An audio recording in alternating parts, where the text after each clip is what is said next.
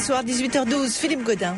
C'est le soulagement qui domine depuis ce matin au camping de Saint-Didier sous Aubenas dans le sud de l'Ardèche. Un homme de 32 ans est actuellement en garde à vue. Il est soupçonné d'être à l'origine du viol d'une petite fille de 11 ans dans la nuit de mardi à mercredi. On le soupçonne également de plusieurs agressions sexuelles dans la région. Arnaud Grange, vous êtes le correspondant de RTL. Bonsoir. Bonsoir. Alors on en sait un peu plus ce soir sur le profil de cet homme. Oui, cet homme de 32 ans qui se prénomme Sébastien est décrit de manière générale comme quelqu'un de sympathique et sérieux. Alors son interpellation dans cette affaire d'agression sexuelle sur des enfants a créé la stupéfaction chez ses proches, notamment son père, avec qui j'ai pu discuter rapidement par téléphone.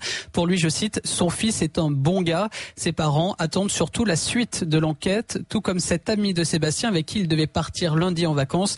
Il ne croit pas une seule seconde son ami coupable. Pour moi, c'est impossible. C'est vraiment étonnant. Ça ne leur ressemble pas du tout. Il est sympathique, il est serviable. Voilà. Il sortait jamais, il allait chez ses amis boire un coup, manger. Mais voilà, c'est le gars qui était toujours au boulot. C'est pas du tout son style de faire ça, quoi. C'est pour ça que j'espère que c'est pas lui, quoi. Cet homme, carreleur de métier, passionné notamment par la plongée en apnée, vivait seul à Saint-Lager-Bressac, un petit village de 870 habitants.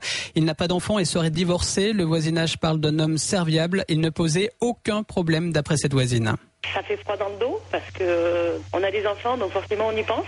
Ça fait peur parce que je vous dis, il n'y a rien qui laisse présumer que cette personne puisse commettre de tels méfaits. Mais voilà, on reste un peu en attente de savoir ce qui s'est vraiment passé, si c'est vraiment lui, si on ne sait pas. Alors, petite nuance, élément troublant quand même, il y a encore 7 ans, cet homme avait l'habitude de fréquenter, voire de jouer avec des mineurs du village. Malgré tout, ses proches espèrent que les enquêteurs font fausse piste, surtout que le portrait robot établi grâce au témoignage de la petite victime de 11 ans ne ressemble en rien au physique de cet homme. Arnaud Grange, correspondant de RTL dans la région. Les braqueurs d'une bijouterie hier à Grenoble, dans l'Isère, sont toujours en fuite. L'attaque menée avec des armes de guerre est décrite comme spectaculaire par les témoins et les forces de l'ordre. Les deux hommes dont on a perdu la trace au niveau de Chambéry semblaient visiblement très organisés. À Bessèges, dans le Gard, le jeune père de 21 ans, accusé d'avoir tué son nourrisson de 8 mois en le jetant au sol, s'est rendu ce matin aux gendarmes. Le drame était survenu mardi à l'occasion d'une dispute avec son ex-compagne. Depuis, il était en fuite. On le sait maintenant. Son père, qu'il a rencontré à 2 fois, l'a aidé dans sa cavale. Et depuis ce matin, il est donc entendu par les gendarmes. Et Dimitri Moulin, les auditions sont toujours en cours. Et pour l'instant, en effet, Philippe, il n'a en fait pas encore abordé de manière concrète les faits. Il s'explique sur son parcours de vie, sur sa relation avec son ex-compagne, sur la naissance du petit, mais rien sur le moment du drame. Le colonel Pierre Poty, commandant du groupement de gendarmerie du Gard. Il a certainement commis un acte assez difficile à assumer. Voilà, il est normal qu'il mette un petit peu de temps à nous raconter ce qui s'est passé exactement. On est dans les premières heures de la garde à vue. Effectivement, il est très prolixe, nous raconte beaucoup de choses. Maintenant, il a peut-être un petit peu de mal à évoquer effectivement cet événement qui reste un événement dramatique aussi pour lui. En revanche, le père du jeune homme a reconnu que son fils lui avait dit avoir jeté l'enfant au sol à plusieurs reprises. Le procureur de la République de Nîmes, Robert Gély. Le grand-père est dans un système de déclaration qui, quelque part, est un peu surprenante. Il présente cet événement dont il a connaissance, puisqu'il nous a dit ce qui s'était passé, comme un accident. Je considère personnellement qu'il ne s'agit pas d'un accident. Concernant l'aide et l'assistance que le père a donc très clairement apportée à son fils ces derniers jours, cela ne peut faire aucunement l'objet de poursuites, a précisé le procureur. Cela s'appelle l'immunité familiale. Voilà, reportage de Dimitri Moulin, envoyé spécial de RTL à Bessèges, dans le Gard. Que faire des familles roms expulsées par les forces de l'ordre? C'est le casse-tête du gouvernement. Depuis jeudi, les 150 personnes qui ont été évacuées de leur campement dans la région lilloise n'ont plus aucun lieu où vivre. Du coup, c'est une véritable traque qui s'est mise en place. Dès qu'ils essaient de se réinstaller dans un endroit, les forces de l'ordre les délogent immédiatement. Conséquence, depuis quelques heures, la maison des associations de Lille a décidé d'accueillir une trentaine de personnes, les plus fragiles. Une situation intenable sur le long terme. Barbara Six.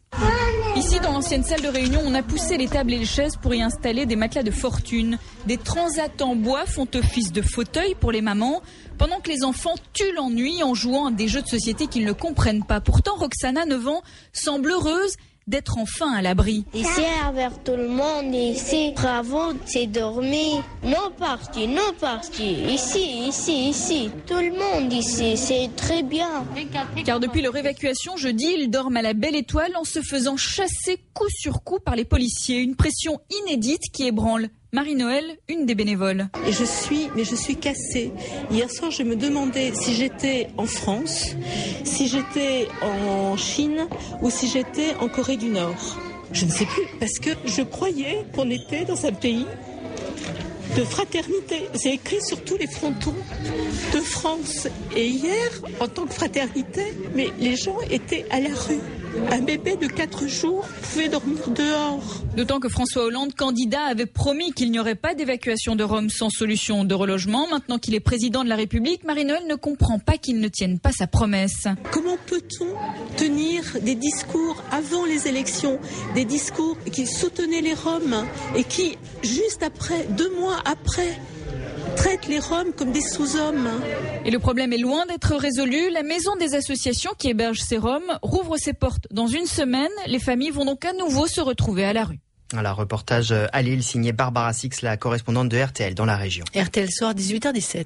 On marque une petite pause et dans un instant, vous entendrez François Hollande. Il a réagi ce matin aux attaques qui lui étaient formulées par la droite sur sa prétendue passivité sur le dossier syrien. RTL Soir avec Philippe Godin.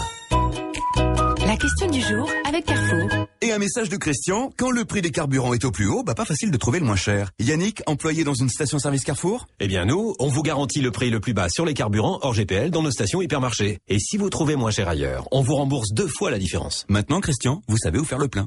Carrefour, les prix bas, la confiance en plus. Remboursement pour un écart de prix constaté le jour de l'achat dans un rayon de moins de 5 km. Modalité et station-service participantes sur carrefour.fr. L'énergie est notre avenir, économisons-la. RTL Soir, 18h18. Philippe Godin. À Vars, en Isère, c'est un hommage national qui a été rendu ce matin à Franck Bouzet. Ce soldat de 45 ans, père de 3 enfants, est mort mardi au combat lors d'une embuscade dans la vallée de la Kapisa en Afghanistan.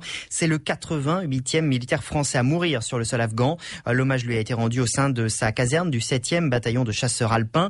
François Hollande avait interrompu ses vacances pour présider la cérémonie. L'occasion pour le chef de l'État de répondre à l'opposition qui le taxe de passivité sur le dossier syrien. Le président de la République a voulu insister sur l'engagement concret ces dernières heures de la France. Cette semaine encore, nos forces déploient un groupement médico-chirurgical dans le nord de la Jordanie.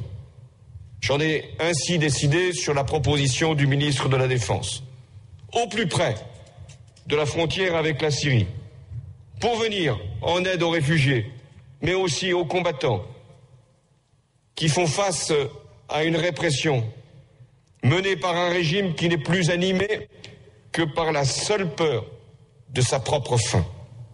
C'est un devoir humanitaire que nous poursuivons ainsi, mais qui s'ajoute à un soutien à l'opposition syrienne et également à la recherche obstinée d'une transition politique en Syrie. François Hollande qui fait référence évidemment à cet hôpital de campagne en cours d'installation à la frontière syro-jordanienne. 90 hommes de 20 tonnes de matériel qui sont arrivés sur place hier soir. Ces installations devraient être en état d'accueillir les premiers blessés dans les toutes prochaines heures. Sur le terrain, les combats se poursuivent avec toujours autant de violence en Syrie. C'est toujours à Alep que se concentrent les plus fortes attaques. Ce samedi, les rebelles affirment avoir repris des positions à l'armée régulière dans le quartier de Salah Eddin. Et puis sur le plan diplomatique, la secrétaire d'État américaine Hillary Clinton est arrivée à Istanbul cet après-midi. Au cœur des discussions, la préparation de l'après-Bachar el-Assad. Les États-Unis qui s'inquiètent des liens entre le Hezbollah, l'Iran et la Syrie, des liens qui, selon Hillary Clinton, pourraient prolonger la terreur instaurée par le régime de Damas. Aux États-Unis, les cartes sont peut-être rebattues pour l'élection présidentielle. Mitt Romney, l'opposant républicain à Barack Obama, a confirmé que Paul Ryan serait son colistier et candidat pour la vice-présidence s'il est élu. Paul Ryan, une figure bien connue aux États-Unis, notamment pour son engagement en faveur de la réduction de la dette faramineuse de l'État américain. Un choix plutôt audacieux, Nicolas Tarka. Oui, Romney, le mormon multimillionnaire, a donc choisi Paul Ryan, un père de famille de 3 enfants originaire du Midwest. Une image modeste pour cet élu catholique du Wisconsin, fan de Led Zeppelin.